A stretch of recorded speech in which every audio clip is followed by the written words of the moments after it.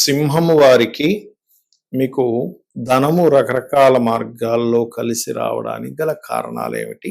లేదా పోగొట్టుకోవడానికి గల కారణాలేమిటి? కొంతమందికి జీవిత భాగస్వామి వచ్చినప్పటి నుంచి అయితే కొంతమందికి అది స్త్రీ అయినా పురుషుడైనా వివాహం తర్వాత పోతాయి. కొంతమందికి సంతానం లేదా కొంతమందికి ఎఫ్ఐఆర్ వల్ల, ప్రేమ వ్యవహారాల వల్ల లేదా ఒక స్త్రీమూర్తి వల్ల ఎవరో తెలియకుండా అప్పటికప్పుడు వచ్చేసి వాళ్ళకి ఏదో సపోర్ట్ చేసి వెళ్ళిపోతుంటారు. అసలు ఇవన్నీ ఎందుకు జరుగుతాయి? ఆ అదృష్టం అనేటువంటిది అసలు ఎందుకు పడుతుంది ఏ లగ్నానికైనా? అయితే మనం సింహం గురించి మాట్లాడుకుంటున్నాం కాబట్టి ఇప్పుడు ప్రస్తుతం సింహంలో కేతు ఉన్నాడు. కేతు ఉన్నప్పుడు ఏంటంటే పర్టికులర్గా ఒక తెలియని ఒక విరక్తి వైరాగ్య యోగాలు కూడా ఇస్తాడు కేతు. కావున కొంచెం ఈ టైంలో కొన్ని ఇన్సిడెంట్స్ జరిగేటప్పుడు కూడా కొంచెం ఓపిక పట్టి ఉండాలి. ఇక మీరు ఈ కాంబినేషన్స్ ఏవైతే ఉంటాయో ఆ కాంబినేషను యోగాన్ని ఇచ్చే కాంబినేషన్ పాపకత్తెరలో ఉండకూడదు, గుర్తుపెట్టుకోండి. పాపగ్రహాలతో ఉంటే ఆ కాంబినేషన్ పాడైపోతుంది. అయితే ఈ యొక్క అంశాలు చెప్తుంది నేనైనప్పటికీ చెప్పిస్తుంది సాక్షాత్ లలిత అమ్మవారిగా భావిస్తూ ఆ లలితాంబిక అమ్మవారి యొక్క అనుగ్రహం మీకు పరిపూర్ణంగా కలగాలని మనస్ఫూర్తిగా కోరుకుంటూ ఇక్కడ ఈ యొక్క గ్రహం అంటే ధనాధిపతి ప్రధానంగా సింహం వారికి బుధుడు అవుతాడు. ఈ బుధుడికి లాభాధిపత్యం కూడా వచ్చింది కాబట్టి బుధుడు కనుక బాగున్నాడంటే వ్యాపారాల్లో ఇలా కలిసి వస్తుందండి, ఇంక అందులో డౌట్ లేదు. అయితే ఈ బుధుడు ఎవరితో కలుస్తున్నాడు ఈజ్ మోస్ట్ ఇంపార్టెంట్. సంతానకారకుడైన గురువుతో బుధుడు కలయిక ఉందనుకోండి మీ జాతకంలో, అప్పుడు సంతానం కలిగిన తర్వాత లేదా ఎవరైనా ఇష్టపడడం వల్ల కలిగే ధనయోగాలు కలుగుతూ ఉంటాయి. ఫ్రెండ్స్ ద్వారా, ఇష్టపడడం ద్వారా అలా అనమాట. అలా కాకుండా బుధుడు పాడయ్యాడు, ఫ్రెండ్స్ ద్వారా నష్టం వస్తూ ఉంటుంది. అంటే గురువు పాడైతే, బుధుడు కాదు గురువు పాడైతే కనుక. మరి అదే కొంతమంది చూడండి శని బుధుడు కాంబినేషన్ ఉందండి అంటే శని బుధుడు ఉంటే జీవిత భాగస్వామి ఎంటర్ అయినప్పటి నుంచి, అయితే ఆ శని బుధుడు ఎక్కడ ఉన్నాడు? 12th house లో ఉన్నాడు సింహలగ్నానికి. జీవిత భాగస్వామి ఎంటర్ అయ్యి ఆ జీవిత భాగస్వామి విదేశాలకు వెళ్ళడం ద్వారా ధనయోగం అనేటువంటిది ఏర్పడుతుంది, గుర్తుపెట్టుకోండి. అలాగే మరి కొంతమందికి అత్తగారి ద్వారానో మామగారి ద్వారానో డబ్బులు వస్తూ ఉంటాయి. అంటే మీ యొక్క లగ్నానికి అత్తగారి ద్వారా డబ్బులు వస్తున్నాయి అంటే శుక్రుడు బుధుడు సంబంధం ఉంటుంది ఎక్కడో. అది స్త్రీ అవనివ్వండి, పురుషుడు అవనివ్వండి, గుర్తుపెట్టుకోండి. అత్తగారు ఆస్తి కోళ్ళకు వచ్చిందంటాం, లేదా అత్తగారు ఆస్తి అల్లుడికి వచ్చిందంటాం. అంటే ఒక్కొక్కసారి ఎలా ఉంటుందంటే ఇంకా వాళ్ళకి ఎవరు ఉండరు, వీళ్ళే ఆప్షన్ అవుతారు, అంటే వీళ్ళకే ఇవ్వాల్సి ఉంటుంది. అది ఎందుకు అంటే వీళ్ళు పూర్వజన్మల్లో వాళ్ళకి రుణపడి ఉన్నారు, అత్త కావచ్చు మామయ్య కావచ్చు, ఈ యొక్క అమ్మాయికి కానీ అబ్బాయికి కానీ. అది చాలా స్పష్టంగా జన్మజాతకంలో ఉంటుంది. అయితే ఇక్కడ కొన్ని కేసెస్లో ఆస్తి వస్తుందని ఎంటర్ అయ్యి ఆస్తి కోర్టు కేసెస్ అయ్యి జీవితాంతం ఆ కోర్టు చుట్టూ తిరుగుతుంటారు. కొంతమంది చూడండి ఏదో ప్రాపర్టీ కొన్నామండి, ఎవడో కబ్జా చేసాడు ఇన్ని ఎకరాలు, దానికోసం తిరుగుతున్నా అంటాడు. ఇప్పుడు దాన్ని కొనుక్కున్న యోగమనాలా లేకపోతే తండ్రి ద్వారానో తాత ద్వారానో వచ్చింది కానండి అది కోర్టు కేసులో తిరుగుతుందా అనుకోవాలంటే దీన్నే యోగము బ్లాక్ అవ్వడం అంటారు. బ్లాక్ అయింది యోగం అంటే ఉందండి, ప్లేస్ ఉంది కానీ ఇరుక్కుపోయే డబ్బులు. అప్పుడు ఏం చేయాలి? ఏ గ్రహాల ద్వారా అయితే అది బ్లాక్ అయిందో దానికి సంబంధించిన దానం ఇవ్వాలి, గుర్తుపెట్టుకోండి. అయితే మీ యొక్క జాతక చక్రం అంటే మీ యొక్క కాంబినేషన్స్ రీత్యా ఇప్పుడు రాబోయే మిథునంలో ఉన్నప్పుడు, కర్కాటకంలో ఉన్నప్పుడు కొంచెం ప్రాపర్టీస్ మూలంగా కలిసి వస్తాయి. కానీ విష్ణు సహస్రనామాలు ఇప్పుడుండే కండిషన్స్ పరంగా ఏమైనా మనీ బ్లాక్ అయిపోతే గనక కాలభైరవుడి యొక్క అష్టకము ఉదయం నిద్ర లేచిన వెంటనే గణపతిని ఆరాధించడం చేయండి, ఖచ్చితంగా మీకు ధనయోగం అనేటువంటిది కలిగి తీరుతుంది. కొంతమందికి ఎలా ఉంటుందంటే తల్లి ద్వారా వస్తుంది. తల్లి అన్ని చూసుకుంటుంది పాపం, వాళ్ళకి చిన్నప్పటి నుంచి అన్ని ఎవ్రీథింగ్.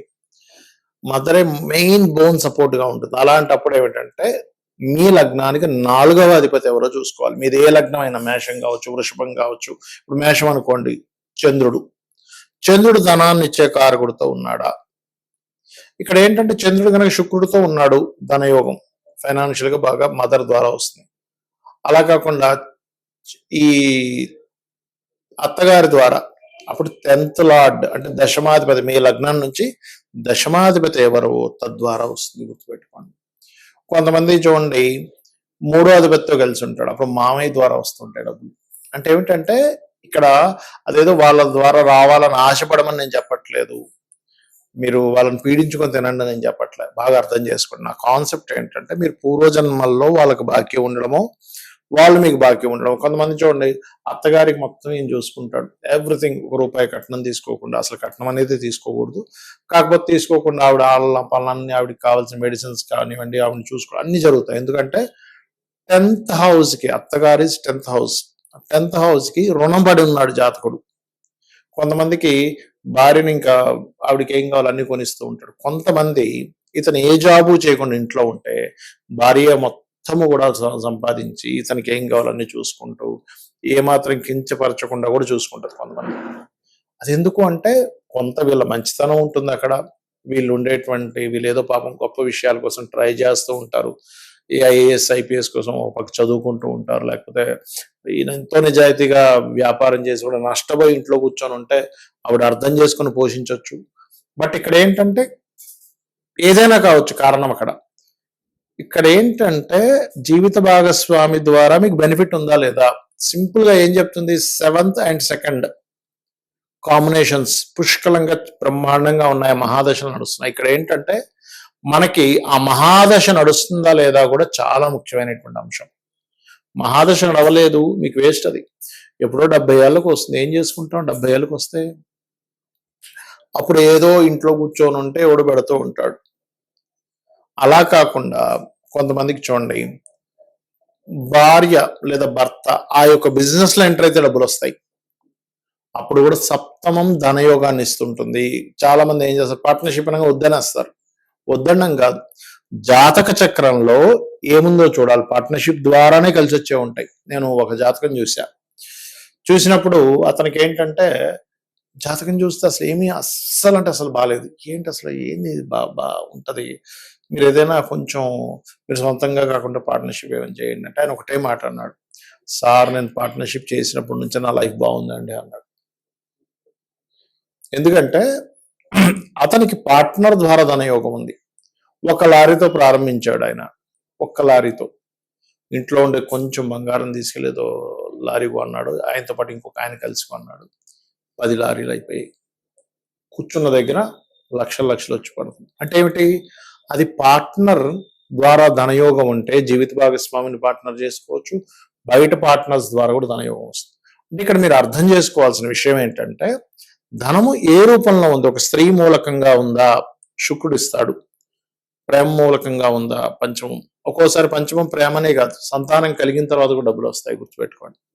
అంటే మీకు ఆ పర్సన్ పర్టికులర్ గా ఒక మనిషితో యోగం ఉన్నప్పుడు ఆ పర్టికులర్ జీవుడు అక్కడే జన్మిస్తాడు, గుర్తుపెట్టుకోండి.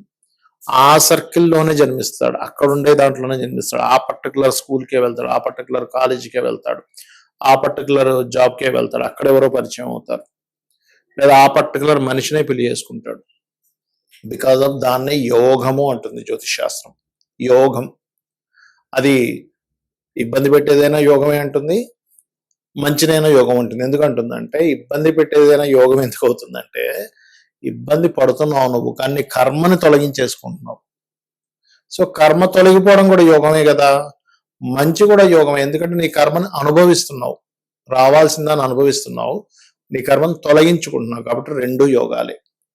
అయితే ఇక్కడ చాలా మందికి ఏమండి మాకు పార్ట్నర్స్ ద్వారానో లేకపోతే ఎవరి ద్వారా రావాలనుకుంటున్నాము అనే ఒక చిన్న ఆశ ఉంటుంది. అప్పుడు ఏ గ్రహం ద్వారా అయితే పాడై మీరు ఇబ్బంది పడుతున్నారు ఆ గ్రహానికి దానం ఇచ్చుకోవాలి. అంటే ఉదాహరణకి రవి ద్వారా కంబస్ట్ అయింది, గోధుమలు దానంగా ఇవ్వడం, సూర్య నమస్కారాలు చేసుకోవడం.